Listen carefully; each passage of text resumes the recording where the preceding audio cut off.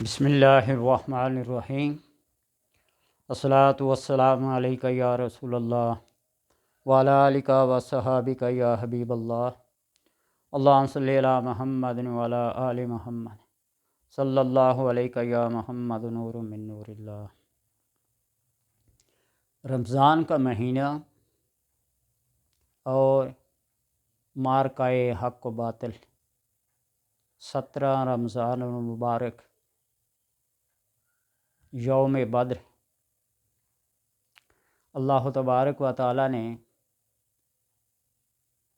جنگ بدر میں مسلمانوں کو جو کامیابی، جو فتح اور نصرت عطا کی، وہ تاریخ اسلام کا بلکہ تاریخ عالم کا ایک ناقابل فراموش واقعہ ہے۔ تاریخی حوالات یا تاریخی کتب کی طرف نہیں جانا چاہتا، آپ کو اس دن کی مناسبت سے ایک ایسا عمل، ایک ایسا وظیفہ، ایک ایسا کام بتاتا ہوں جس کے کرنے کی وجہ سے آپ کی اپنی زندگی میں ایک انقلاب برپا ہوگا، خیر و برکت، انوار و تجلیات، اور گھر بار، رزق، مال و اولاد میں ایسی فراوانی، ایسی وسعت اور ایسی فراخی آئے گی کہ آپ حیران رہ جائیں گے۔ وجہ صرف یہ ہے کہ ہم نے اسلاف کی باتوں کو، ان کی یادوں کو، ان کے دنوں کو بلا دیا ہے، اور اللہ فرماتا ہے ذکرہم بایام اللہ، ان کو ان کے دن کی مناسبت سے یاد کیا کرو، تذکیر کیا کرو۔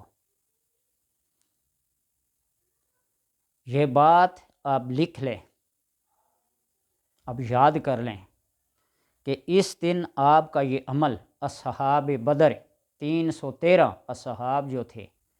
ان کے نام کی آپ کوئی نظر، کوئی نیاز، کوئی صدقہ اور کوئی خیرات کریں ان کے ایصال ثواب کے لیے، تو پھر آپ اپنے اندر دیکھیے کہ تبدیلی کیا آئی ہے۔ یہ میرا بارہا دفعہ کا تجربہ ہے، مشاہدہ ہے، اور بالکل اس کو میں حلفاً یہ بیان کر سکتا ہوں کہ اصحاب بدر کی جو نیاز، جو نظر، جو منت مانی جاتی ہے، اللہ تبارک و تعالیٰ اس کو بہت جلد قبول فرماتا ہے۔ جب سے یہ میں نے عمل سنا ہے، دیکھا ہے، پڑھا ہے اور کیا ہے، تو اس میں کامیابی کے سوا مجھے کچھ حاصل نہیں ہوا، کامیابی ہی کامیابی ہے۔ سب سے پہلا عمل یہ میں نے آزمایا تھا کہ میرا ایک جاننے والا دبئی جانے کا بڑا شوقین تھا، سیکورٹی گارڈ میں بڑی اچھی تنخواہ تھی، یہاں سے 4-5 لاکھ روپیہ دے کے چلا گیا، وہاں جا کر پہنچا، یہ میڈیکل میں فیل ہو گیا، 2500 کی جگہ 1300 یعنی نصف اس کی تنخواہ مقرر ہوئی، پریشان ہو گیا۔ وہ مجھے کہنے لگا پیرو آپ نے کچھ کرنا ہے۔ میں نے اسے کہا کہ آپ یہ نیاز، یہ نظر، یہ منت مان لیں۔ وہ کہنے لگا میرے پاس ابھی 2 پیسے بھی نہیں ہیں، 2 روپے بھی نہیں ہیں، کھانے کو کچھ نہیں ہے، آپ اپنے پاس سے کچھ کریں۔ آپ اللہ پہ یقین کریں، تقریباً میرے پاس ہی 1000 بھی نہیں تھا، 700-800 روپیہ تھا، اسی کے اندر جو سامان آیا وہ میں نے اصحاب بدر کی نیاز مان کر کیا۔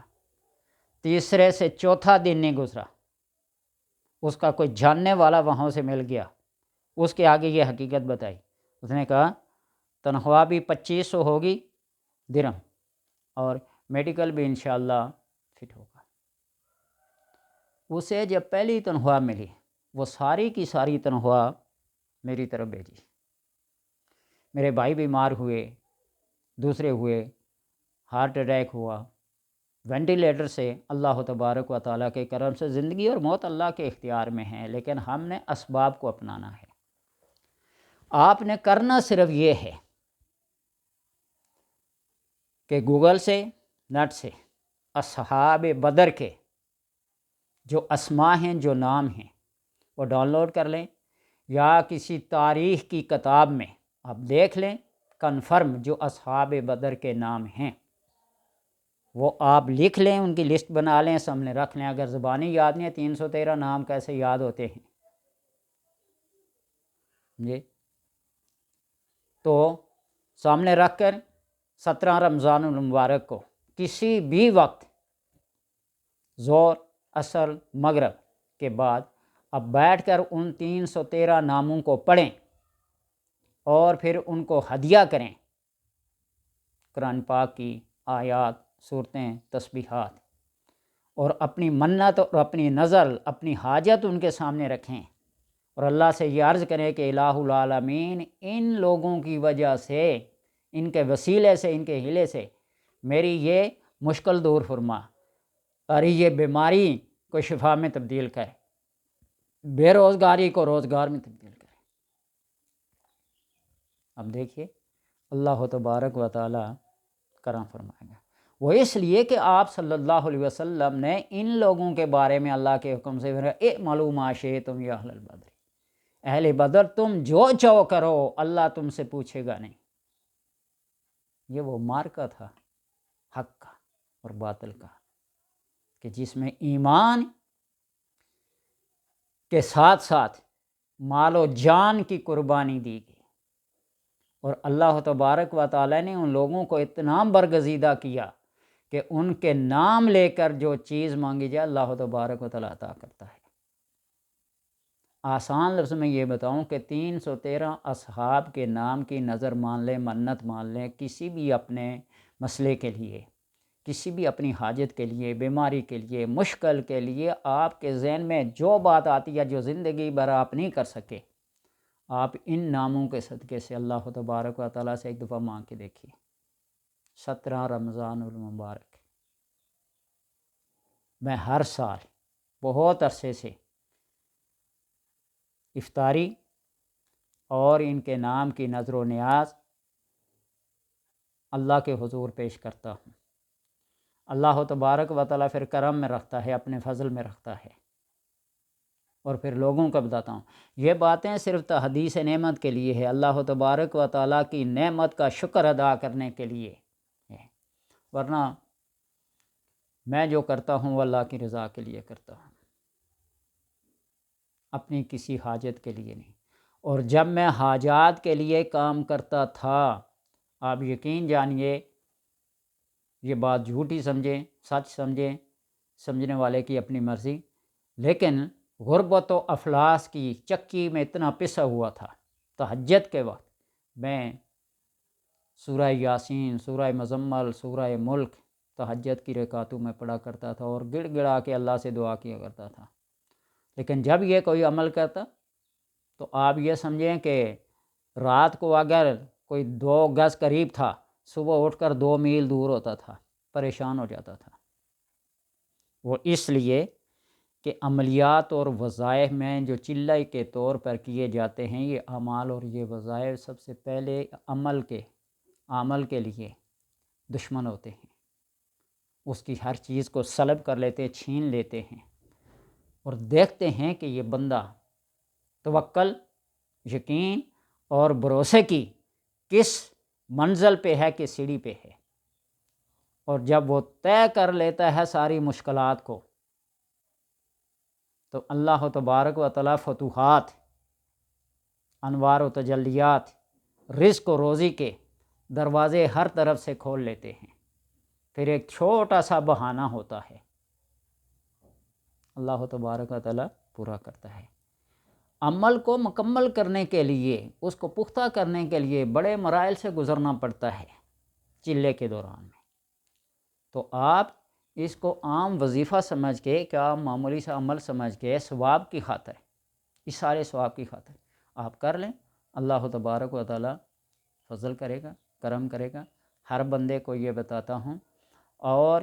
یہ پاکستان کے ایک بہت بڑے نامور مشہور وائس علامہ محمد شفیع اوکاڑوی، ان کا بیان کرتا یہ ہے کہ یہاں ہماری مسجد میں آ کر 313 اصحاب کی نیاز منت مانے، اگر وہ پوری نہ ہو اگر وہ پوری نہ ہو تو منت ماننے والے کا دست اور میرا گریباں، اس کا ہاتھ اور میرا گلا پکڑ لے۔ یہ یقین اور اعتماد کے ساتھ میں بھی کہتا ہوں کہ آپ کر کے دیکھیے،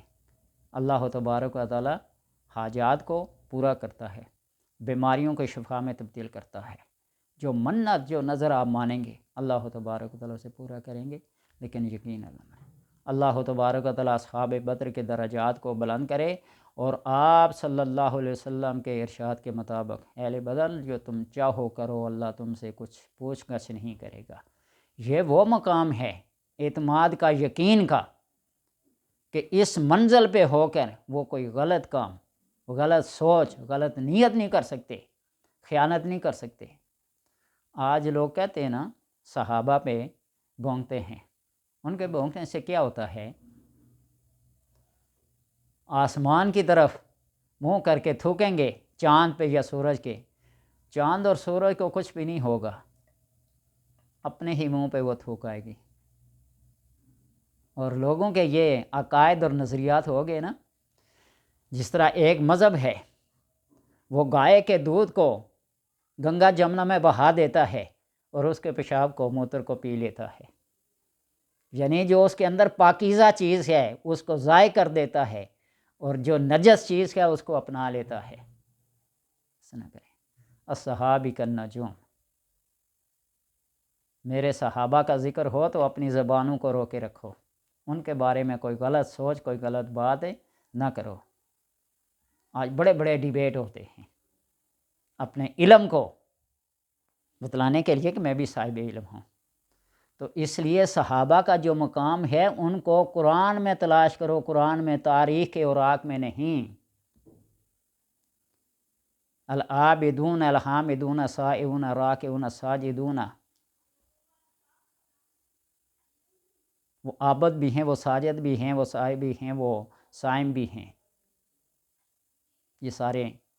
محمد رسول اللہ والذین معہ اشداء علی الکفار رحماء بینہم تراہم رکعا سجدا یبتغون فضلا من اللہ ورضوانا ان اللہ اشتری من المؤمنین اموالہم وانفسہم بان لہم الجنہ والسابقون الاولون، یہ سارے صحابہ کے ذکر ہیں، اذکار ہیں، اس لیے ان کو قرآن میں تلاش کرو، ان کے نام کے برکت سے اپنے مصائب و مشکلات کو دور کرو اور اپنی حاجات کو پورا کرو۔